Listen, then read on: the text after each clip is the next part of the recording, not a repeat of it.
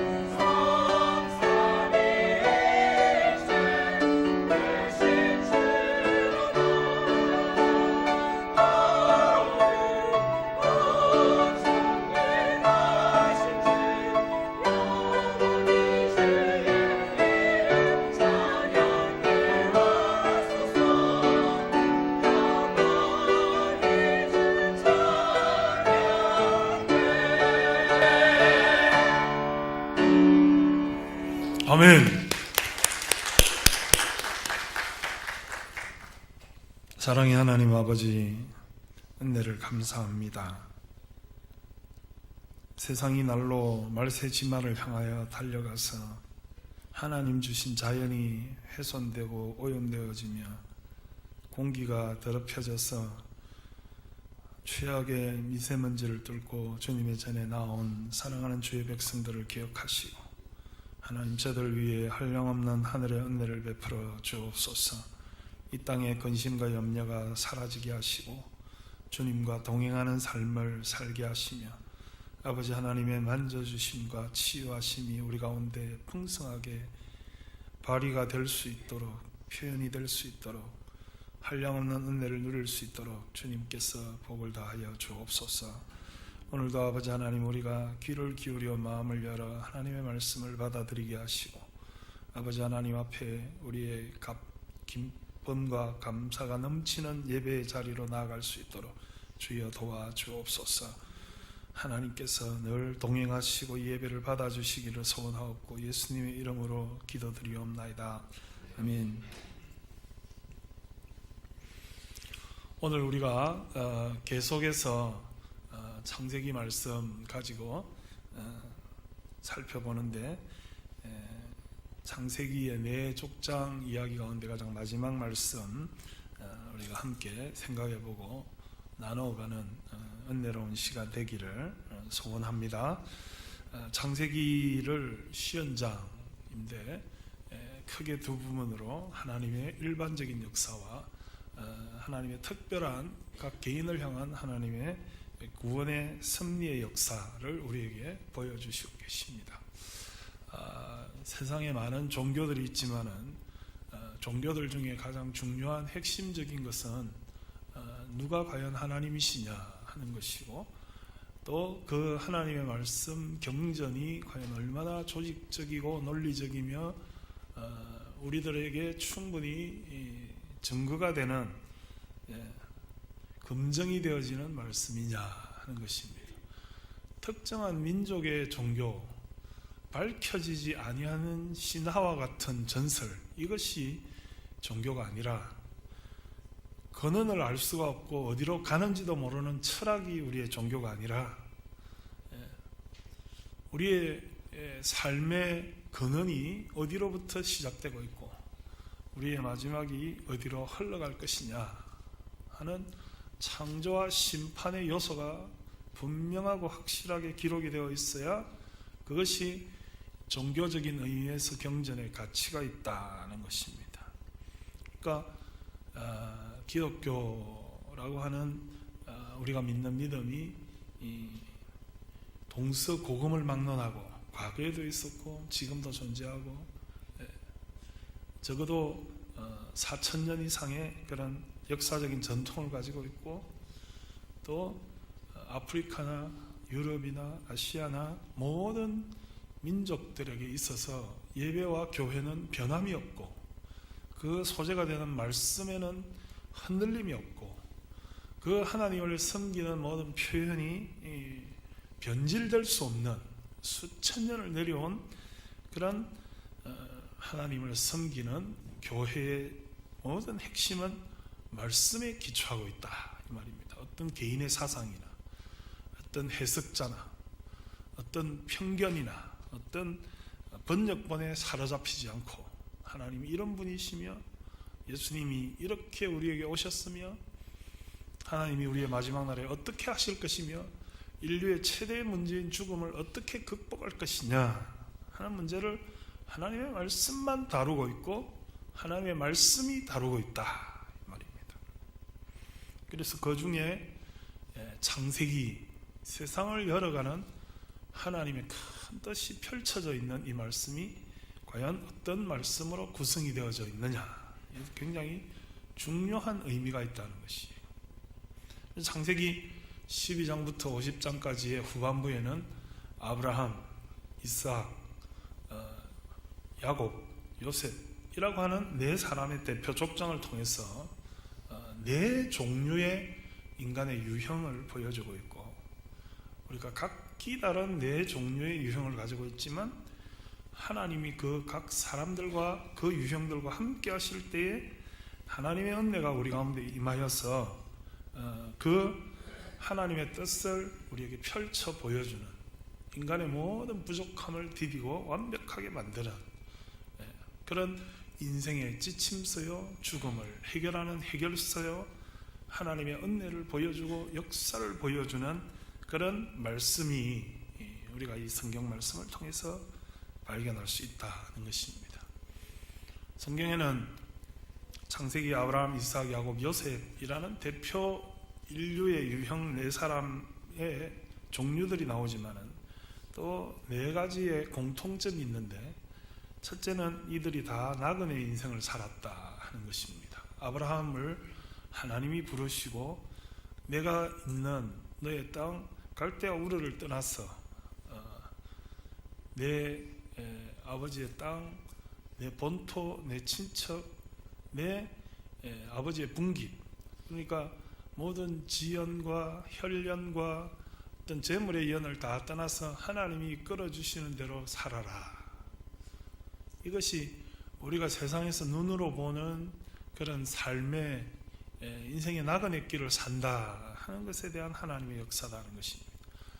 이삭도 그렇게 살았고 자신의 기득권을 따라서 우물을 파서 그 우물을 중심으로 목축을 하던, 그러니까 이 가나안 지역의 가장 중요한 산업이 목축인데 그 목축에 없어서는 안 될 것이 우물입니다. 우물을 판다는 것은 마치 지금 유전을 파는 것처럼 일생이 해결이 되는 거죠. 우물을 제대로 발견해서 파고 그 우물을 중심으로 해서 양떼를 돌보고 먹이고 그렇게 생업을 이어간다는 게 굉장히 중요한 일입니다. 수백 년씩 아버지의 뒤를 이어서 자식 또 손자 때까지 계속해서 그 우물을 중심으로 해서 사실은 삶이 유지가 되는 것인데, 이방 사람들이 그 우물을 탐내어 빼앗고자 할 때 이삭은 주저하지 않고 그 우물을 내어주고 또 다른 우물을 파고 또 내어주고 또 우물을 파고 그렇게 하면서 나그네 인생길을 살았다는 것이, 우리가 잘 아는 대로 야곱도 그 아버지를 기만하고 형을 속여서 형의 진노를 떠나 외삼촌 라반, 하란이라고 하는 곳으로 옮겨 사는 나그네의 삶을 살았고, 하란에서 돌아올 때도 바단 아람으로 또 세겜으로 또 베델로 이렇게 옮겨가는 그런 삶을 살았다는 것입니다. 오늘 본문에 등장하고 있는 요셉도 나그네 인생을 살았습니다. 아버지의 사랑을 받고 채색 옷을 입는 꿈의 소년이었지만은 그가 아버지의 심부름으로 형에게 가서 형의 시기와 질투를 사서 이방인의 그 장사꾼의 손에 팔려가서 졸지에 보디발의 가정에 종살이를 하면서 또 거기에서도 모함을 받아서 사실은 왕의 제수를 가두는 감옥 속에서 영어의 몸이 되어서 그렇게 살면서 또 참 하나님의 뜻을 따라 그가 유리방황하는 그런 나그네 된 인생을 살아갔다는 것이고, 한결같이 약점이 있고 그 약점에 의해서 사실은 자유로울 수가 없었던 죄인적인 삶을 살았고, 그들은 고난과 역경의 삶을 살았고 또 후손과 자녀를 사랑하는 그 사랑으로 살아갔던 사람들임을 우리가 창세기를 통해서 발견할 수 있습니다. 이들의 나그네적인 삶, 죄인된 삶, 고난과 역경을 이겨내는 삶, 또 자녀를 사랑하는 삶은 그 사람들 뿐만의 이야기가 아니라 우리 모두의 이야기고 우리의 특징이다 하는 것도 또한 사실입니다.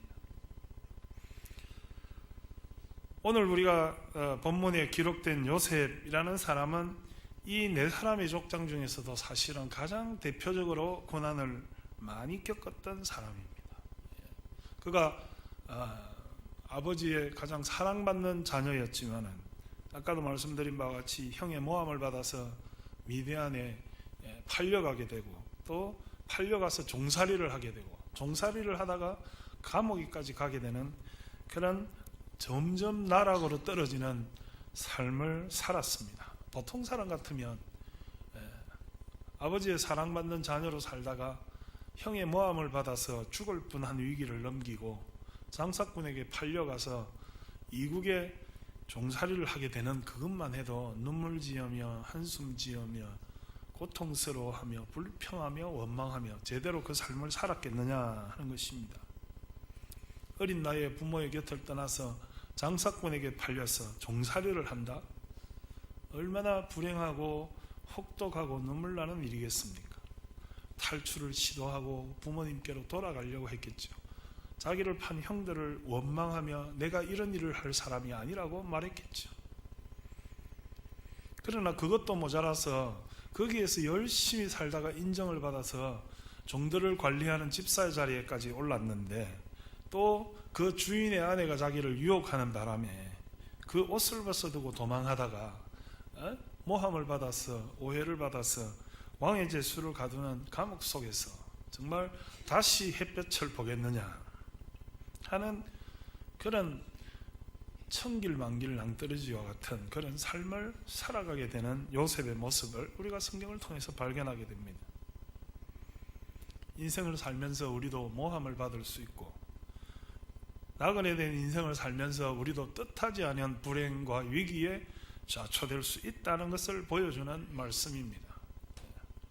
성경에 나타난 앞서간 믿음의 사람들이 다 축복받고, 다 형통하고, 다 문제가 없고, 다 잘되면 얼마나 좋겠습니까마는, 우리가 성경의 말씀을 잘 살펴보면 거기에서 눈물이 있고, 아픔이 있고, 한숨이 있고, 오해와 모함이 있고, 구렁텅이에 빠지고 다시 헤어나올 수 없는 그런 절망의 늪에서 살아가는 사람들의 삶을 발견하게 되고, 우리도 그와 같은 가능성이 얼마든지 있을 수 있다 하는 것을 기억하시기를 바랍니다. 그러나 그럼에도 불구하고 본문에 살펴보면 요셉은 무성한 가지 곧 샘 곁에 무성한 가지라. 어떻게 보면 요셉의 전반적인 삶을 통해서 볼 때 이 말은 안 맞는 거예요. 요셉이 어떻게 샘 곁에 가지입니까? 어떻게 무성한 가지입니까? 어떻게 그에게 풍성한 열매가 기대될 수 있었겠습니까? 그 다음 구절을 보면 활 쏘는 자가 그를 학대하여 적개심을 가지고 그를 쏘았으나 이랬습니다. 이 말은 맞는 말이죠. 활 쏘는 자는 그의 형들을 말하는 것이기도 하고, 또 보디발의 가정에서 그를 유혹에 넘어뜨렸던 보디발의 아내이기도 하고, 또 감옥 속에서 그 꿈에 대한 해석을 받고도 요셉을 즉시 구출하지 아니한 술 맡은 관원장이기도 합니다. 어떤 성경을 해석하는 사람의 그 해석에 의하면 성경에 나오는 많은 인물들이 예수님을 상징하고 모형으로 두고 있는데, 요셉은 가장 많이 18가지 부분에서 예수님을 모형으로 상징하는 사람이다 이렇게 말했습니다. 사랑받는 아들의 자리에서 종의 자리로 떨어진 것만 해도 그렇고, 모함을 받아서 예수님은 은 30에 팔려가고 요셉은 은 20에 팔려갔습니다. 팔려갔다는 신세도 그러하고, 죽음의 자리와 같은 그런 감옥 속에서 기적적으로 끌어내어서 그가 애굽의 총리 대신이 된 것도 그러하고, 예수님이 죽음 가운데서 부활하셔서 부활의 첫 열매가 된 것도 그러하다. 요셉에게는 감옥 속에서 술 맡은 간원장과 떡 맡은 간원장 두 사람이 있어서 한 사람은 구출되고 한 사람은 죽임을 당했습니다. 예수님의 십자가 오른편에도 강도가 있었고 왼편에도 죄수가 있었지만, 한편의 강도는 예수님을 믿어 구원받았고 한편의 강도는 예수님을 저주하고 멸망의 자리로 갔다는 점에서도 예수님을 상징하는 모형의 인물이다 하는 것입니다. 오늘 그러나 이 요셉에게는 아버지의 편애에도 불구하고, 형들의 시기에도 불구하고, 보디발의 아내의 시련과 유혹과 모함에도 불구하고 그의 삶을 말하자면, 오늘 본문은 우리에게 무성한 가지, 샘 곁에 무성한 가지다 라고 말하고 있습니다. 전에도 말씀드린 바와 같이 이 팔레스타인 지방은 물이 귀한 지방입니다. 어쩌면 시내가 흐를지라도 건기가 되면 그 시내가 이렇게 흙 속으로, 땅 속으로 들어가서 물이 더 이상 흐르지 아니하는 그런 지역입니다. 그렇기 때문에 샘이라고 하는 곳, 끊임없이 물이 쏟아져 솟구쳐 나오는 그 샘 옆에 자리를 차지하고 있다는 것은 굉장히 큰 축복을 의미하는 것입니다. 그래서 시편 1편에도 보면, 저는 시냇가에 심은 나무가 시절을 쫓아 가시를 맺으며 그 잎사귀가 마르지 아니함 같으니 그 행사가 형통하리로다. 축복된 인생을 가리켜서 시냇가에 심기어진 나무다, 이렇게 말하고 있는 것입니다. 인생이 우리 뜻대로 우리 마음대로 사는 것 같으나 때로 하나님의 의도대로 움직인다는 점에서 굉장히 수동적인 나무와도 같은, 식물과도 같은 삶을 우리는 살아가고 있습니다. 식물은 어디에 심기어지느냐, 이게 중요한 거죠. 제가 어릴 때 어르신들이 우스갯소리로 지금 전혀 그런 말 하면 큰일 나겠지만 옛날에 하는 말입니다. 제 말이 아니고 옛날에 흘러내려오던 말입니다. 여자 팔자, 오동나무 팔자, 어디에 심기어지느냐에 따라서 결정되어진다, 이런 말을 옛날에 어른들이 한 것 같아요. 옛날의 이야기입니다. 지금 이야기가 아니고, 지금은 남자 팔자, 오동나무 팔자, 어떤 여자를 만나느냐에 따라서 결정되죠, 사실은. 페미니즘이 아니더라도 얼마나 여성 인권 시대에 우리가 살고 있습니까? 어쨌든 이 식물이라는 게 어디에 심기어지느냐라는 것에 중요하다는 것이죠. 아마 옛날의 어른들이 여자분들이 어디에서 자라나는가 하는 전반이 중요한 게 아니라 누구에게 시집을 가느냐 하는 후반이 더 중요해서 잘 살고 좋은 환경 속에서 살다가도 고생이 되는 그런 곳에 시집을 가면 고생을 면치 못하고, 어렵고 힘들게 살았더라도 좋은 남편, 훌륭한 가문을 만나서 결혼해서 좋은 데 심기어지면 평생의 복이다, 아마 그런 뜻으로 그런 말씀을 하지 않았겠습니까? 오늘 요셉에게 임한 가장 중요한 축복은 그가 샘 곁에 심기어졌다는 것입니다. 이 샘은 하나님의 말씀의 공급을 의미하는 그런 말씀의 샘이다 하는 상징성을 가지고 있죠. 시편 1편의 말씀처럼 저는 시냇가에 심은 나무가 시절을 쫓아 가시를 맺는 것과 같이 시냇가에 심기어진 나무, 샘 곁에 심기어진 나무. 요한복음 4장에 우물가의 여인이 예수님을 만나서 한 번 마시면 목마르지 아니한 영생의 물을 얻게 된 그 샘 곁에서의 조우를 상징적으로 우리에게 말하고 있는 것이다 하는 것입니다. 인생의 가치는 어디 있느냐? 그 생명을 잘 연장하는 것에 있다면 그 나무가 샘 곁에 심기어지는 것이 가장 복된 일이고, 샘 곁에서 이 식물이 무엇을 하느냐 하면 무성한 가지를 펼치고 열매를 맺는다 하는 것입니다. 풍성한, 무성한 가지, 이런 표현은 가지가 많고 열매가 풍성한 것을 의미하고 있습니다.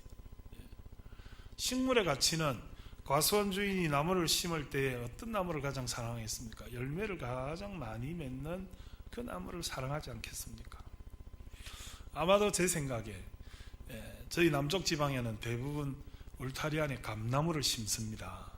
제 생각에, 제 기억에 감나무가 한두 그루 있는 가정은 좀 가난한 가정이고, 서너 그루, 대여섯 그루 있는 가정은 중산층이고, 있는 집에는 감나무가 수십 주가 있지 않았겠습니까? 또 그 감의 품질이 어떠하냐에 따라서 그 집에 이런 가치를 척도하는 그런 판가름이 되기도 했죠. 제 생각에 가을이 되면 그 감나무마다 감들이 무성하게 열리고, 어떤 못 사는 집에서는 돌감, 땡감, 떫은감 이런 게 있지만 잘 사는 집에서는 단감나무도 있고, 또 큰 대봉도 주렁주렁 열리고 납작납작한 반수감도 열리고, 어떤 거는 조그마한 그런 감도 열리고, 그래 해서 아마 배고픈 철에는 허기를 해결하기도 하고, 간식이 없던 그 시절에 간식이 되기도 하고, 그렇게 했던 것 같습니다. 잘 사는 집에는 감나무만 있는 게 아니고 대추나무도 있고, 그 울타리 안에 여러 종류의 그런 나무들이 심기어졌던 것을 기억합니다. 저희 할아버지 집에는 감나무 한 서너 그루, 그 중에 단감나무 한 그루 이렇게 있었던 것 같아요. 그런데 집 안에서 열매가 열리면 그 열매를 맛보기 위해서는 지나가던 사람이 대문을 열고 주인의 허락을 받아서 그 열매를 획득을 하는 것이지만, 그 가지가 무성해져서 담 밖으로 펼쳐지면 지나가던 나그네가 주인의 허락을 뜻하지 않고도 지나가다가 목마름과 배고픔을 피하기 위해서 하나씩 이렇게 따먹어도 되는 것이 관례가 아니었는가 생각이 되어집니다. 현대의 법을 적용해서 그 나무의 원소유의 허락을 받지 않으면 절도가 될지도 지금 법으로는 잘 모르겠지만은 아마 옛날에 동네 인심에 의하면 감나무의 가지가 담 밖으로 뻗어져 나가면 그 담 밖의 길에서 하나쯤 따먹는 것은 크게 잘못이 아니었던 것으로 생각이 되어집니다.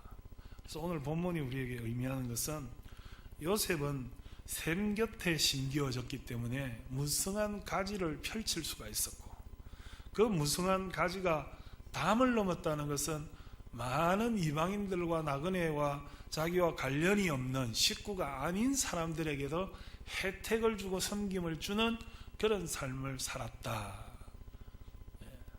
요셉의 후손들은 그런 축복을 받으며 살았다 하는 것을 우리에게 보여주는 말씀이요, 그것은 이 창세기 기록한 원천인 하나님의 뜻을 우리에게 보여주는 말씀이다 하는 것입니다. 인생의 가치는 오늘 이 창세기에 등장하고 있는 네 사람의 족장이 보여주는 것처럼 하나님의 은혜의 샘 곁에 심기어져야 된다. 여러분이 이 세상에 심기어질 때 세상의 욕망에 심기어지지 않기를 바랍니다. 세상의 사람들과 육신의 쾌락을 도모하는 자리에 심기어지는 그런 사람이 되지 않기를 바랍니다. 하나님의 말씀의 은혜 가운데, 하나님의 섭리 가운데, 하나님의 도우심으로 원조해 주시는 그 자리에 심기어지는 저와 여러분이 되시기를 바랍니다. 우리 스스로 식물이 말이죠, 스스로 자가 양분을 구축해서 열매를 맺으면 좋겠지만 그렇게 되지 못한다 이 말입니다. 제가 이렇게 금암동 와가지고 몇몇 군데 주말 농장과 같이 이렇게 한 5만 원짜리 땅, 10만 원짜리 땅, 1년에 이제 그 정도 금액을 주고, 요즘 뭐 어떻게 하는지는 모르겠습니다만 제가 참여할 때 이렇게 한 두세 고랑은 5만 원, 대여섯 고랑은 10만 원 이래서 이제 그거를 주말에 가서 빌려 가지고 이렇게 뭐 상추도 심고 쑥갓도 심고 또 고추도 심고 토마토도 심고 이렇게 하니까 재밌지 않습니까? 그런데 어떤 땅에 심고 그 옆에 어떤 물이 있느냐에 따라서 수확이 완전히 달라지더라 이 말입니다. 첫째는 생명이 있는 씨앗을 잘 심어야 되겠죠. 엉터리 모종을 가지고 심어봤자 별로 좋은 수확을 할 수가 없는 거죠. 우리가 성경에 씨 뿌리는 사람들의 비유에서 보듯이 하나님의 말씀에 아름다운 생명이 있는 그 씨앗을 뿌려야 되겠고, 좋은 토양에 뿌려져야 되겠고, 좋은 샘물 곁에서 하나님의 은혜의 생명력으로 공급을 받아야 되겠고, 그러면 그 가지가 두꺼워지고 무성해지고 많은 열매를 맺는다 하는 것입니다. 어떤 식물은 심으면 삐리 해가지고 아무리 관리를 해도 겨우 두세 개의 열매를 비실비실 맺어가지고 병충해에 시달리다가 그냥 툭 떨어져 버리는 그런 식물이 있는가 하면, 어떤 식물은 거름을 주고 관리를 하지 않아도 쑥쑥쑥쑥 자라고, 비가 오면 쑥쑥 자라고, 또 바람이 불어도 넘어지지 않고 줄기가 튼튼해서 가지를 보기 좋게 잘 펼치고 거기에 그냥 열매가 주렁주렁 삐리한 묘목이 뭐 10개도 제대로 못 맺고 비실비실 말라 죽어가는 것과 달리 튼튼한 나무는 그냥 한 가지에 고추가 20개 30개씩, 그래서 쑥쑥쑥쑥 커서 막 주렁주렁 물린 것을 다 따고 또 한 1, 2주 있다가 가보면 또 키가 자라고 더 많은 열매를 주렁주렁 아마 한 나무에, 고추나무 한 나무에 고추 한 150개 200개 이상씩 배출해내는 그런 좋은 나무도 있더라 이 말입니다. 오늘 우리 인생이 하나님의 말씀의 샘물 곁에 뿌리를 내리고 하나님의 은혜로 공급을 받았어 가지가 무성해지고 열매를 많이 맺어서 집 안 울타리 안에 있는 내 가족, 내 식솔들에게만 그 혜택이 돌아가지 않고 충분하고 풍성하게 내 집안에 있는 사람들도 거기에서 소득을 얻고, 또 그 가지가 담 밖으로 펼쳐져 나가서 그 담 밖을 지나가는 이방인들에게, 이웃들에게, 주변의 사람들에게, 나그네 삶을 사람들에게도 그 열매를 나누어 주어서 하나님의 말씀에 10계명이 중요한 하나님과의 약속이라면 1계명에서 4계명은 내 마음을 다하고 성품을 다하고 뜻을 다하여 주 너희 하나님을 사랑하라 하는 것입니다. 그렇죠? 하나님 앞에 예배드리고, 하나님 앞에 찬송드리고, 하나님 앞에 기도하고, 하나님 앞에 내 은사를 가지고 봉사를 하고, 하나님 앞에 나의 예물을 드리고, 이것이 우리가 하나님을 사랑하는 방법이라면, 하나님이 우리를 그 하나님의 사랑의 선물 곁에 두셔서 5계명에서 10계명은 뭘 의미합니까? 내 이웃을 내 몸과 같이 사랑하라는 것입니다. 인생의 목표가 뭐냐면 하나님을 사랑하고 내 이웃을 사랑하는 것입니다. 내 생명이 잘 보존되기 위해서는, 여러분 다 원하시죠? 땅에서 장수의 축복을 받기를 원하시죠? 하늘에서 하늘의 복을 받아서 내가 이 세상에서 하나님이 불러가실지라도 부활과 영생을 통해서 하나님 앞에 내 생명을 보존하는 것이 가장 가치 있는 일이 아니겠습니까? 그렇다면 우리가 세상에 살면서 해야 될 의무는 무엇이냐?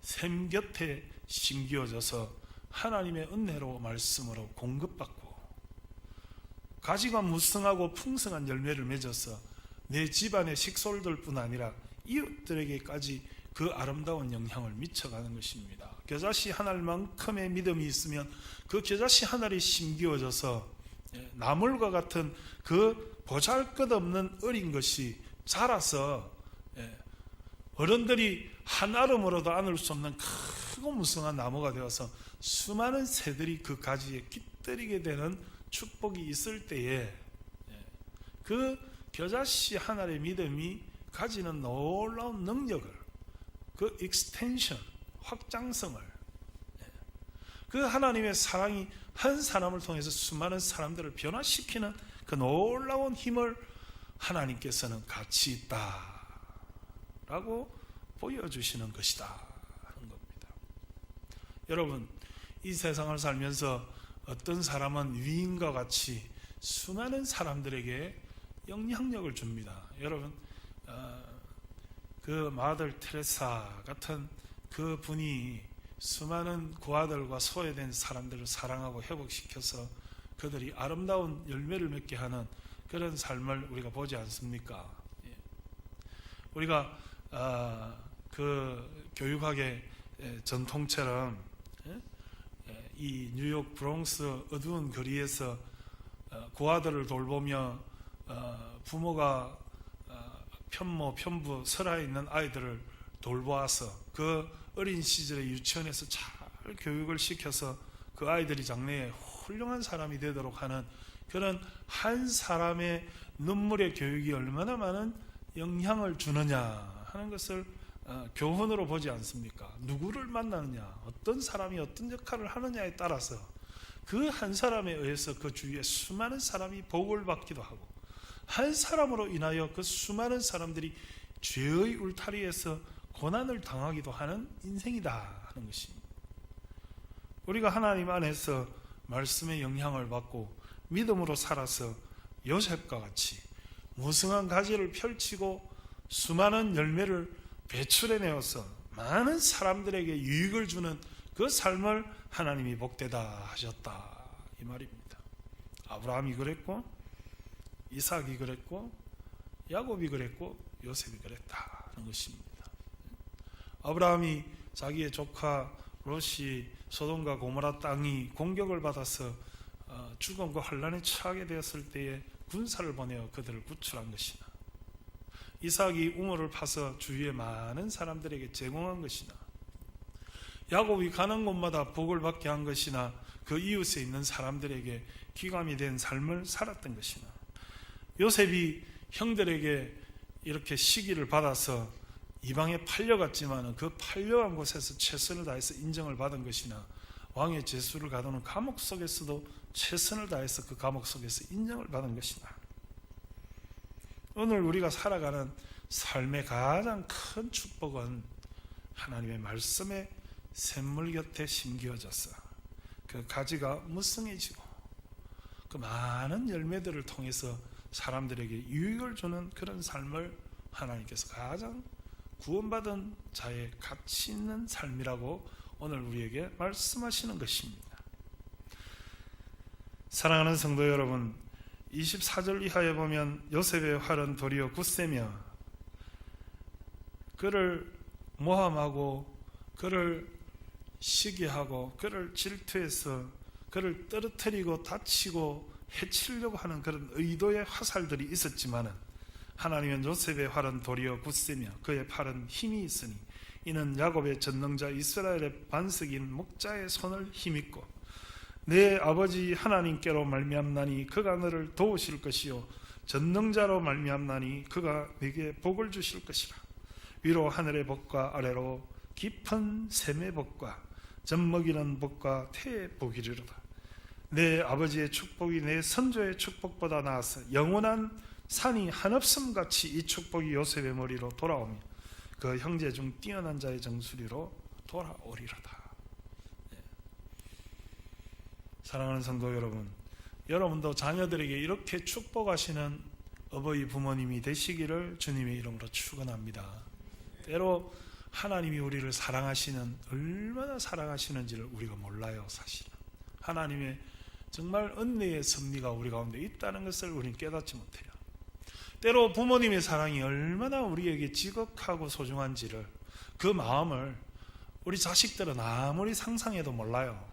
그렇죠?